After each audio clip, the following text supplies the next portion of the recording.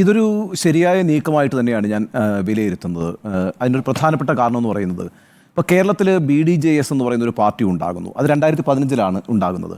2015 മുതൽ 2024 വരെയുള്ള 4 തെരഞ്ഞെടുപ്പുകളിൽ BDJS അങ്ങനെ വളർച്ച കാണിച്ചിട്ടുള്ള ഒരു പാർട്ടിയല്ല.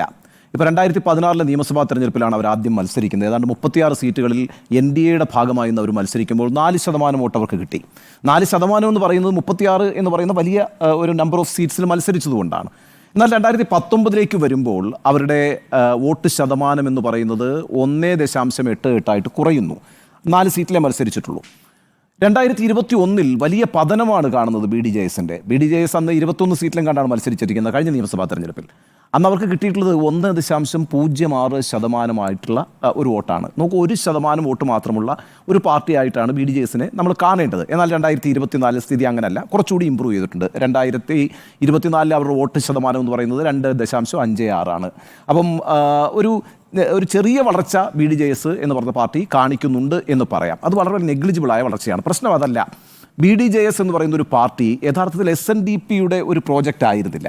അത് കേരളത്തിൽ BJP ആവിഷ്കരിച്ച് നടപ്പാക്കിയ ഒരു പ്രോജക്റ്റാണ് BDJS എന്ന് പറയുന്നത്. അപ്പം നമുക്കറിയാമല്ലോ, SNDP നേരത്തെ രാഷ്ട്രീയ സംഘടന ഉണ്ടാക്കിയിട്ടുള്ള ഒരു സമുദായ സംഘടനയാണ്. SNDP മാത്രമല്ല, NSSും രാഷ്ട്രീയ സംഘടന ഉണ്ടാക്കിയിട്ടുണ്ട്. NSSൻ്റെ രാഷ്ട്രീയ പാർട്ടിയാണ് ആദ്യം ഉണ്ടാകുന്നത്, NDP. അവർക്ക് ഒരു മന്ത്രിയൊക്കെ സംസ്ഥാനത്തുണ്ടായിരുന്നു. അതുപോലെ തന്നെ SNDP തൊട്ടു പിന്നാലെ SRP എന്ന് പറഞ്ഞിട്ടുള്ള ഒരു രാഷ്ട്രീയ പാർട്ടി ഉണ്ടാക്കി, അവർക്കും മന്ത്രി ഉണ്ടായിരുന്നു സംസ്ഥാനത്ത്. എന്നാൽ 1990കളിൽ ഈ 2 പാർട്ടികളും അപ്രത്യക്ഷമാവുകയാണ് ചെയ്തത്. പിന്നീട് അവരവരുടെ സാമുദായിക പ്രവർത്തനങ്ങളുമായിട്ട്, സംഘടനാ പ്രവർത്തനങ്ങളുമായിട്ട് മുന്നോട്ട് പോവുകയും ഓരോ തെരഞ്ഞെടുപ്പുകളിലും മാറി മാറി പല മുന്നണികളെയും പിന്തുണയ്ക്കുകയൊക്കെയാണ് ചെയ്തുകൊണ്ടിരുന്നത്.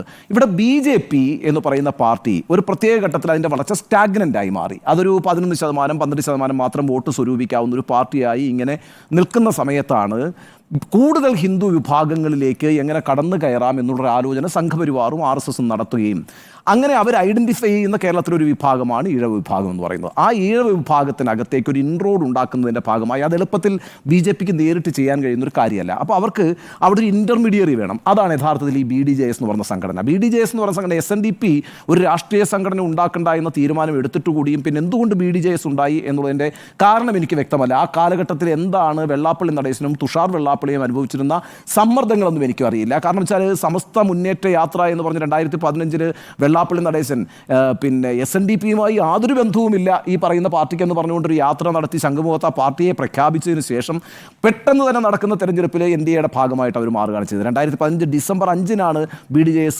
പ്രഖ്യാപിക്കപ്പെടുന്നത്. 2016 ഏപ്രിലിൽ നടക്കുന്ന നിയമസഭാ തെരഞ്ഞെടുപ്പ് ഏതാണ്ട് 4 മാസത്തെ വ്യത്യാസത്തിൽ തന്നെ അവർ NDAയുടെ ഭാഗമായിട്ട് മാറി. നോക്കൂ, BDJSനെ വളർത്തുക എന്നുള്ളതുമല്ല BJPയുടെ ലക്ഷ്യമെന്ന് പറയുന്നത്. അതാണ് ഞാൻ ഈ നേരത്തെ പറഞ്ഞത്. BDJS വഴിയാണ് ഈ പറയുന്ന ഈഴവ വിഭാഗങ്ങളിലേക്ക് കടന്നു കയറാനുള്ള എളുപ്പം എന്ന് കണ്ടെത്തുന്ന BJP അങ്ങനെ ഒരു രാഷ്ട്രീയ സംഘടനയ്ക്ക് സമ്മർദ്ദത്തിലാക്കുകയാണ് ചെയ്യുന്നത് വെള്ളാപ്പള്ളി നടേശൻ. അങ്ങനെ BDJS ഉണ്ടാകുന്നു. ഈ BDJS എങ്ങനെയാണ് പ്രവർത്തിക്കുന്നത്? അത് ശാഖകളിലൂടെ തന്നെയാണ് പ്രവർത്തിക്കുന്നത്. SNDP യോഗത്തിൻ്റെ ഏറ്റവും പ്രധാനപ്പെട്ട യൂണിറ്റ് എന്ന് പറയുന്നത് ശാഖകളാണ്. 2000-2500 മെമ്പർമാരൊക്കെയുള്ള ശാഖകളുണ്ട് കേരളത്തിൽ SNDPക്ക്. അപ്പോൾ ഈ ശാഖകൾ എന്ന് പറയുന്നതാണ് അവരുടെ ഒരു നെറ്റ്വർക്ക്, SNDPയുടെ നെറ്റ്വർക്ക്. ആ ശാഖകളിൽ എന്താണ് കഴിഞ്ഞ കുറേ നാളുകളായി ചർച്ച ചെയ്യപ്പെട്ടുകൊണ്ടിരിക്കുന്നത്? അതാണ് പ്രധാനപ്പെട്ട വിഷയം. ആ ശാഖകളിൽ വലിയ രീതിയിൽ മുസ്ലിം വിരോധമാണ് പറഞ്ഞുകൊണ്ടിരിക്കുന്നത്. ഈ ഓരോ ശാഖായോഗങ്ങളും ചർച്ച ചെയ്തുകൊണ്ടിരിക്കുന്നത് നമ്മൾ മനസ്സിലാക്കേണ്ടത് ലവ് ജിഹാദ്, അതുപോലെ തന്നെ സംഘടിത ന്യൂനപക്ഷ മതം എന്ന നിലയ്ക്ക് മുസ്ലിങ്ങൾ വലിയ രീതിയിൽ അവരുടെ നേട്ടങ്ങൾ ഉണ്ടാക്കുന്നു, അവരുടെ അവകാശങ്ങൾ നേടിയെടുക്കുന്നു. നമുക്ക് പലതും നഷ്ടപ്പെട്ടുകൊണ്ടിരിക്കുന്നു. സംഘടിത ന്യൂനപക്ഷം എന്നുള്ള നിലയ്ക്ക് ക്രിസ്ത്യാനികൾ കൂടുതൽ നേട്ടമുണ്ടാക്കിക്കൊണ്ടിരിക്കുന്നു, നമുക്ക് പലതും നഷ്ടപ്പെട്ടുകൊണ്ടിരിക്കുന്നു. ഇതാണെന്നേ ശാഖകളിൽ ചർച്ച ചെയ്യപ്പെട്ടുകൊണ്ടിരുന്ന കുറച്ച് നാളുകളായി വളരെ കൃത്യമായൊരു പദ്ധതിയുടെ അടിസ്ഥാനത്തിൽ ചർച്ച ചെയ്യപ്പെട്ടുകൊണ്ടിരിക്കുന്നത്. എന്നാൽ ഇതിന് യാതൊരു തരത്തിലും വസ്തുതാപരമായൊരു ബന്ധവുമില്ല എന്നുള്ള യാഥാർത്ഥ്യം പുറത്തു നിൽക്കുന്നു. യഥാർത്ഥത്തിൽ കേരളത്തിൻ്റെ ഒരു ജനസംഖ്യ എടുത്ത് നോക്കുകയാണെങ്കിൽ ഹിന്ദു വിഭാഗങ്ങൾക്ക് തന്നെയാണ് സർക്കാർ സ്ഥാപനങ്ങളിലൊക്കെ എല്ലായ്പ്പോഴും കൂടുതൽ പ്രാതിനിധ്യമുണ്ടായിട്ടുള്ളത്. പ്രത്യേകിച്ച് പിന്നാക്ക ഹിന്ദു വിഭാഗങ്ങൾക്കും OBCക്കും ദളിതുകൾക്കും ഒക്കെ തന്നെയാണ് മുസ്ലിങ്ങൾക്കേക്കാൾ കൂടുതൽ ആനുപാതിക പ്രാതിനിധ്യം സർക്കാർ സംവിധാനങ്ങളിലൊക്കെ ഉള്ളത് എന്നുള്ളത് വസ്തുതയായിരിക്കെ ഇത്തരത്തിലൊരു പ്രചാരണം SNDPയുടെ ശാഖകളിലൂടെ നടത്താൻ BDJSലൂടെ നുഴഞ്ഞു കയറിക്കൊണ്ട് BJPയുടെ ആശയങ്ങൾക്ക് കഴിഞ്ഞു എന്നുള്ളതാണ്. അഥവാ BJP എന്താണ് കേരളത്തിൽ പ്രചരിപ്പിക്കാൻ ഉദ്ദേശിക്കുന്നത്, ഏത് തരത്തിലുള്ള ഒരു പോളറൈസേഷനാണ് ഉണ്ടാക്കാൻ ശ്രമിക്കുന്നത്, ആ പോളറൈസേഷൻ്റെ ടൂളായിട്ട് BDJS വഴി ശാഖകളിലേക്ക് കടന്നു കയറുകയും ഇത്തരത്തിലുള്ള ആശയ പ്രചാരണം നടത്തുകയും ചെയ്തു. അത് കൃത്യമായ റിസൾട്ട് ഉണ്ടാക്കിയെന്നേ. ആ റിസൾട്ട് ഉണ്ടാക്കിയതിൻ്റെ ഫലമാണല്ലോ 2024 തൃശ്ശൂരിൽ BJPക്ക് ഒരു സീറ്റ് വിജയിക്കാൻ കഴിയുന്നത്. തൃശ്ശൂരിൽ മാത്രമല്ല, തിരുവനന്തപുരത്തൊരു നല്ല വിഭാഗം ഈഴവർ വോട്ട് നേരെ ഷിഫ്റ്റ് ചെയ്തല്ലോ BJPയിലേക്ക്. അതേപോലെ തന്നെ പത്തനംതിട്ടയിലാണെങ്കിലും ആലപ്പുഴയിലാണെങ്കിലും കൊല്ലത്താണെങ്കിലും നല്ല രീതിയിൽ തന്നെ ഈഴവ വിഭാഗങ്ങളുടെ വോട്ട് NDAയിലേക്ക് പോയിട്ടുണ്ട്. കോട്ടയത്തും ഇടുക്കിയിലുമൊക്കെ ഒരു ചെറുതല്ലാത്ത രീതിയിലും NDAയിലേക്ക് ഈഴവ വോട്ടുകൾ ഷിഫ്റ്റ് ചെയ്തിട്ടുണ്ട്. വടക്കൻ കേരളത്തിൽ അത് വലിയ കാര്യമായി റിഫ്ലക്റ്റ് ചെയ്തിട്ടില്ല എങ്കിൽ കൂടിയും തെക്കൻ കേരളത്തിലും മധ്യ കേരളത്തിലും BJPയുടെ വോട്ട് വികസിപ്പിക്കുന്നതിന് ഈഴവ വോട്ടിലുണ്ടായിട്ടുള്ള ഷിഫ്റ്റ് വളരെ പ്രധാനമാണ്. ഞാനൊരു ഉദാഹരണം പറയാം. ഞാൻ വരുന്നത് ആലപ്പുഴയിൽ നിന്നാണ്. ആലപ്പുഴയിലെ അമ്പലപ്പുഴ മണ്ഡലം എന്ന് പറയുന്നത് കേരളത്തിൽ വളരെ പ്രധാനപ്പെട്ട ഒരു സവിശേഷതയുള്ള മണ്ഡലമാണ്. എന്താണ് ആ മണ്ഡലത്തിൻ്റെ സവിശേഷത? അമ്പലപ്പുഴ, ഞാൻ അസംബ്ലി മണ്ഡലമാണ് പറയുന്നത്, അമ്പലപ്പുഴ നിയോജക മണ്ഡലത്തിൽ ഏറ്റവും കൂടുതലുള്ള ഈഴവ വിഭാഗമാണ്. ആ ഈഴവ വിഭാഗമാണ് 1ാം സ്ഥാനത്ത് നിൽക്കുന്നത്. 2ാം സ്ഥാനത്താണ് നായർ വിഭാഗം.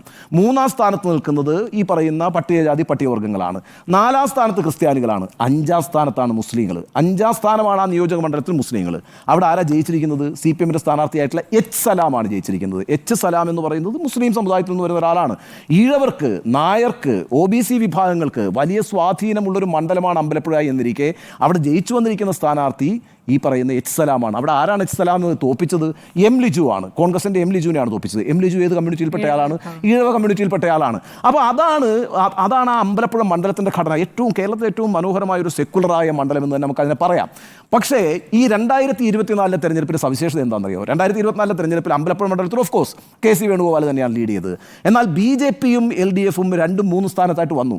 അവർ തമ്മിലുള്ള വോട്ടിൻ്റെ വ്യത്യാസം എത്രയാണെന്നറിയോ? 110 വോട്ടിൻ്റെ വ്യത്യാസമുള്ള ആ നിയോജക മണ്ഡലത്തിൽ LDFും BJPയും തമ്മിലുള്ള വോട്ട് വ്യത്യാസം എന്ന് പറയുന്നത് കേരളം 110 മാത്രമാണ്. അതാണ് ഞാൻ പറഞ്ഞത്, ഈ ഒറ്റ മണ്ഡലം എടുത്തുകൊണ്ട് ഈ BDGS എന്ന് പറഞ്ഞ പ്രോജക്റ്റ് എന്തായിരുന്നു എന്നും ആ പ്രോജക്റ്റ് വഴി എങ്ങനെയാണ് BJP നേട്ടമുണ്ടാക്കിയിട്ടുണ്ടെന്നും നമുക്ക് പഠിക്കാൻ കഴിയും.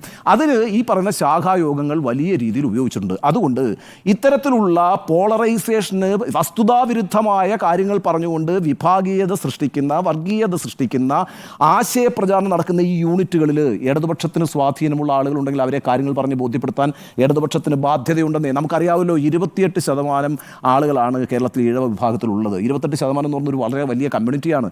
അവിടെ നമുക്കിപ്പോൾ അറിയാവുന്നത് ഈ 28% ഈഴവരും യഥാർത്ഥത്തിൽ പിന്നെ NDAക്കോ BJPക്കോ ഒന്നും വോട്ട് ചെയ്തിട്ടില്ല, അല്ലെങ്കിൽ BDJS വോട്ട് ചെയ്തിട്ടില്ല. അങ്ങനെയാണെങ്കിൽ അവരുടെ വോട്ട് പെർസെൻറ്റേജ് 28% ആണല്ലോ.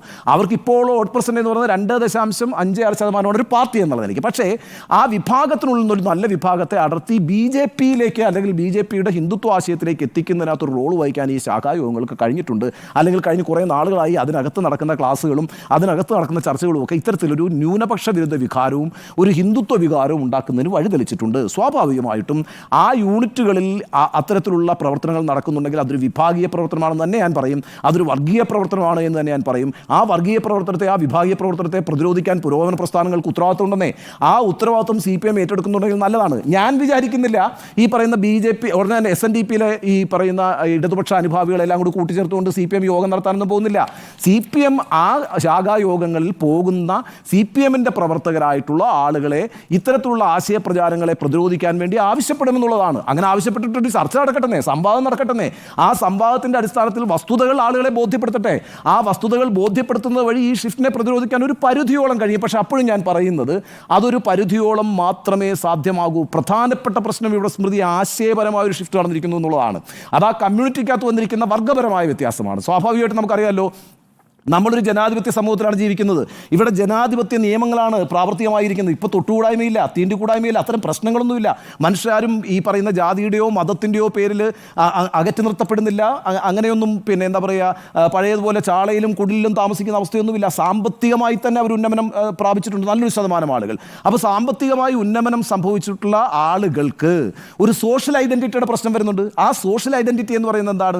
അത് വളരെ പെട്ടെന്ന് ഈ ഹിന്ദുവായി മാറുക, അല്ലെങ്കിൽ ഒരു ഹൈന്ദവനായി ആണ് ഞാൻ. കാരണം സാമ്പത്തികമായിട്ടൊക്കെ മെച്ചപ്പെട്ടല്ലോ, ഇനിയിപ്പോൾ നമുക്കൊരു സോഷ്യൽ ഐഡൻറ്റിറ്റി വേണം. ആ ഐഡൻറ്റിറ്റിയിലേക്ക് ആളുകളെ മാറ്റിക്കൊണ്ടുവരാൻ സഹായിക്കുന്നുണ്ട്. ഞാൻ ഒരു ഉദാഹരണം പറഞ്ഞത് അവസാനിപ്പിക്കാം. ഉത്തർപ്രദേശിൽ BJP വളരെ ഗംഭീരമായി പ്രവർത്തിച്ചിട്ടുള്ള ഒരു ഐഡിയ, ഇത് വിജയിപ്പിച്ചിട്ടുള്ള ഐഡിയയാണ്. എങ്ങനെയാണെന്ന് ഞാൻ പറഞ്ഞുതരാം. ഉത്തർപ്രദേശ് നമുക്കറിയാമല്ലോ, ഭയങ്കര ബ്രാഹ്മണിക്കൽ ആധിപത്യം ഉണ്ടായിരുന്ന ഒരു സംസ്ഥാനമാണ്. അവിടെ ബ്രാഹ്മണ പാർട്ടിയായിരുന്നു BJP എന്ന് പറയുന്നത്. കല്യാൺ സിംഗിനെ പോലെ പിന്നാക്ക സമുദായത്തിൽപ്പെട്ട ഒരു നേതാവിനെ ഉയർത്തിക്കൊണ്ടുവന്നുകൊണ്ട് പിന്നോക്ക വിഭാഗങ്ങളുടെ ഒരു വിശ്വാസം ആർജിക്കാൻ, പ്രത്യേകിച്ച് OBC ദളിത് വിഭാഗങ്ങളുടെ വിശ്വാസം ആർജിക്കാൻ BJPക്ക് അവിടെ കഴിഞ്ഞിട്ടുണ്ട്. അതുകൊണ്ടാണെന്നേ നോക്ക് BJPയുടെ ഒപ്പമാണ് BSP മത്സരിച്ചിട്ടുള്ളത്. അവിടെ BSPയും BJPയും തമ്മിൽ സഖ്യമുണ്ടാക്കിക്കൊണ്ട് അവിടെ സർക്കാർ ഉണ്ടാക്കി മായാവതി മുഖ്യമന്ത്രിയായിട്ടുണ്ട്. ദളിതരായ വിഭാഗങ്ങൾക്ക് എങ്ങനെയാണ് ഈ പറയുന്ന ബ്രാഹ്മണിക്കലായ ഒരു പാർട്ടിയുമായിട്ട് ഐഡന്റിഫൈ ചെയ്യാൻ പറ്റുന്നത്, യോജിക്കാൻ പറ്റുന്നത്? ഒറ്റ വരിയെ പറഞ്ഞുള്ളൂ, നമ്മളെല്ലാം ഹിന്ദുക്കളാണ്, നമ്മുടെ ദൈവം രാമനാണ്, നമ്മുടെ ദൈവം ഹനുമാനാണ്, നമ്മുടെ ദൈവം കൃഷ്ണനാണ്, നമ്മളെല്ലാവരും ഒരേ ദൈവത്തെ ആരാധിക്കുന്നവരാണ്, അതുകൊണ്ട് നമ്മളെല്ലാവരും ഒരു വംശമാണ് എന്നൊരു ആശയം ഉയർത്തിക്കൊണ്ടാണ് ഈ പറയുന്ന ഉത്തർപ്രദേശിൽ വലിയ ഇൻട്രോഡ് ഉണ്ടാക്കാൻ BJPക്ക് കഴിഞ്ഞത്. അതുതന്നെയാണ് കേരളത്തിൽ BDJS വഴി കടത്തിവിടുന്ന ആശയവും. നമ്മളെല്ലാവരും ഹിന്ദുക്കളാണ്, ഒരേ വംശമാണ്. ഇവിടെ ഈ പറയുന്ന കണക്ക് നമ്പൂതിരിമാരുടെ ആധിപത്യത്തിൽ കഴിഞ്ഞ, അല്ലെങ്കിൽ നായന്മാരുടെ ആധിപത്യത്തിൽ കഴിഞ്ഞ, അതിൻ്റെ മുഴുവൻ ദുരിതങ്ങളും അനുഭവിച്ച ജനവിഭാഗങ്ങളൊക്കെ വളരെ പെട്ടെന്ന് ഈ നമ്പൂതിരി നായർ വിഭാഗങ്ങളുമായിട്ടൊക്കെ ഐഡന്റിഫൈ ചെയ്തിട്ട് സോഷ്യൽ ഐഡന്റിറ്റി ഉണ്ടാക്കുകയാണ്. വളരെ പെട്ടെന്ന് അങ്ങ് ഒരു ഉയർന്ന ജാതിക്കാരനായി മാറുന്നു എന്നുള്ളതാണ്. ആ ആശയം നിർമ്മിച്ചു കൊടുക്കുന്നു എന്നുള്ളതാണ്. ആ ആശയത്തെ എങ്ങനെ പ്രതിരോധിക്കണം എന്നുള്ളത് CPM-നെ അലട്ടുന്ന പ്രശ്നമാണ്, ഇടതുപക്ഷ ചേരി അലട്ടുന്ന പ്രശ്നമാണ്. അത് ഇറ്റ്സ് നോട്ട് ഈസി. കാരണം വെച്ചാൽ ഈ പുഴ കടന്ന് കുറേ ആളുകൾക്ക് അങ്ങ് മറുകരയിൽ എത്തിക്കഴിഞ്ഞിരിക്കുന്നു. അവരെ ഇനി തിരിച്ചു കൊണ്ടുവരിക എന്ന് പറയുന്നത് വളരെ പ്രധാനപ്പെട്ട ഒരു പ്രശ്നമാണ്. അതിനെയും CPM ആശയതലത്തിൽ ഐഡന്റിഫൈ ചെയ്യേണ്ടതുണ്ട്, അന്വേഷിക്കേണ്ടതുണ്ട്, അതിന് പ്രതിരോധം തീർക്കേണ്ടതുണ്ട്. ഒരു മാറ്റം അവിടെ കൊണ്ടുവരണമെങ്കിൽ വലിയ രീതിയിലുള്ള എഫേർട്ട് എടുക്കേണ്ടതുണ്ട്. ഏതായാലും തുടക്കം എന്ന നിലയ്ക്ക് SNDPയുടെ ഈ ശാഖാ യോഗങ്ങളിലൂടെ സഞ്ചരിച്ചുകൊണ്ട് യഥാർത്ഥ വസ്തുതകൾ അതിനുള്ളിൽ ചർച്ചയ്ക്ക് വിധേയമാക്കാൻ കഴിയുകയാണെങ്കിൽ CPM മുൻകൈ എടുക്കണം, CPI മുൻകൈ എടുക്കണം, ഇടതുപക്ഷ ചേരിയിലുള്ള എല്ലാവരും മുൻകൈ എടുക്കണം. അങ്ങനെ ശരിയായ ദിശയിലേക്ക് ആ വിഭാഗത്തെ നയിക്കാനുള്ള ഒരു ഇഫേർട്ട്, ഒരു മുൻകൈ എന്ന നിലയ്ക്ക് ഞാൻ ഈ നീക്കത്തെ സ്വാഗതം ചെയ്യുന്നു.